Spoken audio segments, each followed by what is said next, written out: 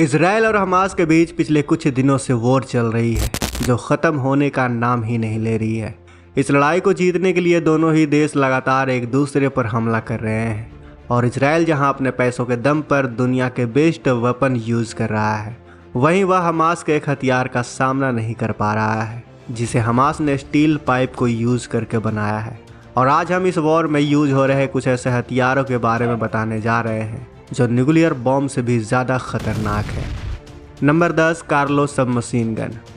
दोस्तों, स्वीडन के Karl Gustav M45 से इंस्पायर इस सबमशीन गन को फ़िलिस्तीन में ही बनाया गया है जिसे हमास के सोल्जर सबसे ज़्यादा यूज़ करते हैं। इसकी सबसे ख़ास बात यह है कि इसमें कई तरह के बुलेट्स को लगाकर फायर किया जा सकता है और इसे कुछ ही सेकंड में बुलेट के हिसाब से मॉडिफाई भी किया जा सकता है। इसलिए 2016 से लेकर अब तक हमास ने इन 6 स्टेट हमलों में इस गन का यूज़ किया है। नंबर 9, अबाबिल ड्रोन। अबाबिल ड्रोन को सबसे पहले 1980 में ईरान में बनाया गया था, जिसके बाद हिजबुल्लाह ने इसे हमास को दे दिया। इस ड्रोन की ख़ास बात यह है कि अगर किसी इंसान को बनाने का तरीका मिल जाए तो वह उसे बहुत ही कम खर्चे में अपने घर पर ही बना सकता है। इसलिए इजराइल के खिलाफ यह हमास का पसंदीदा हथियारों में से एक है और इसे हमास इजराइल पर नज़र रखने और कभी कभी हमला करने के लिए यूज़ करता है। यह ड्रोन 40 किलो एक्सप्लोजन लेकर आसानी से उड़ सकता है। साथ ही हमास ने इसमें कुछ चेंजेस भी किए हैं जिसकी वजह से यह लंबी दूरी तक भी उड़ सकता है। नंबर 8, अल कुद्स रॉकेट। दोस्तों, इसे फ़िलिस्तीन के दूसरे टेररिस्ट ऑर्गेनाइजेशन पैलेस्टाइन इस्लामिक जिहाद ने बनाया है। इसे कुछ हद तक हमास के कस्साम रॉकेट की तरह ही माना जाता है। 2.3 मीटर लंबी इस मिसाइल को हमास इजराइल के शहरी इलाकों में बमबारी करने के लिए यूज़ कर रहा है। यह एक मल्टीपल रॉकेट लॉन्चर है जो 18 से 30 किलोमीटर की दूरी आसानी से कवर कर लेता है। इसलिए जब भी हमास को गाजा के आसपास के बड़े शहरों पर हमला करना होता है तो हमास इसी का सहारा लेता है। इसके एक लॉन्चर से 10 रॉकेट फायर किए जा सकते हैं और यह पूरा सिस्टम 20 सेकंड में 40 रॉकेट फायर करता है। Number 7, Qassam rocket. इस रॉकेट को खुद हमास के लोगों ने बनाया है। हैरानी की बात यह है कि हमास ने इस रॉकेट को पानी के स्टील पाइप से बिना किसी मदद के बनाया है। इसे हमास के अद-दीन अल कसम ब्रिगेड ने डिज़ाइन किया है।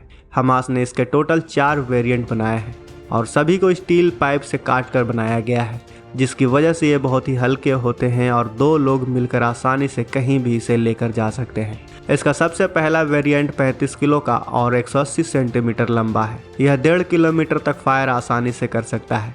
वहीं इसका दूसरा वेरिएंट 50 किलो का है जिसकी लेंथ 244 सेंटीमीटर है और यह 16 किलोमीटर तक फायर कर सकता है, क्योंकि इसमें गोला बारूद के साथ हमास के लोगों ने बेरिंग, कीलें और कांच भी डाले हैं ताकि जब ब्लास्ट हो तो ये चीज़ें दूर तक जाए और लोगों को जानलेवा घाव दे।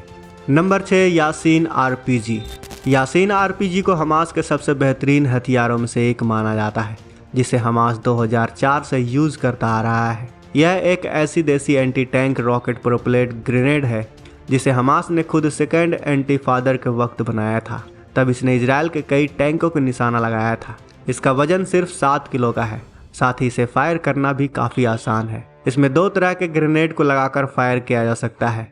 40 सेंटीमीटर और 85 मिलीमीटर वाले यह ग्रेनेड किसी भी सिचुएशन में फायर करने पर 295 मीटर पर सेकंड के स्पीड से दुश्मन को अपना निशाना बना सकते हैं, लेकिन इसकी रेंज सिर्फ 300 मीटर है। इसलिए हमास के लोग इसे इजराइल के छोटे मोटे मिलिट्री व्हीकल को टारगेट करने के लिए यूज़ करते हैं। नंबर 5, अल बाना RPG।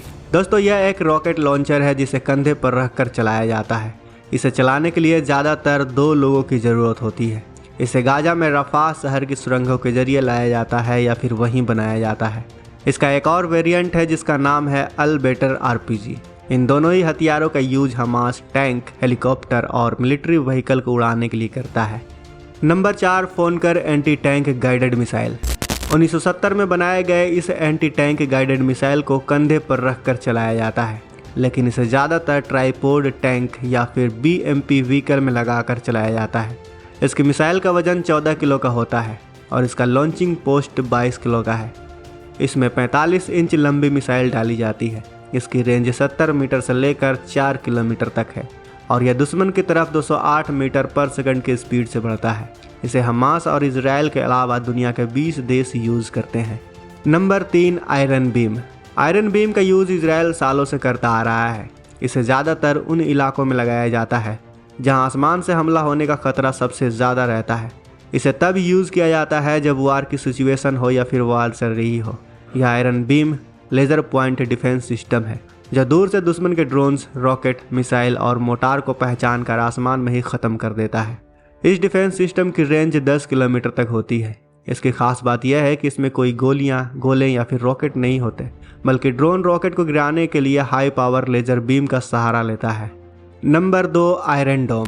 आयरन डोम को इजराइल का सबसे खतरनाक डिफेंस सिस्टम माना जाता है, जिसे इजराइल ने 2006 में हिजबुल्लाह के साथ वॉर के बाद बनाया था, क्योंकि 2006 में हिजबुल्लाह के रॉकेटों ने इजराइल को बहुत नुकसान पहुंचाया था। और तब इजराइल ने एक ऐसे वेपन सिस्टम को बनाना शुरू किया जो इजराइल की तरफ आने वाली किसी भी मिसाइल को आसानी से ही डिटेक्ट करके उसे ख़त्म कर सकती है।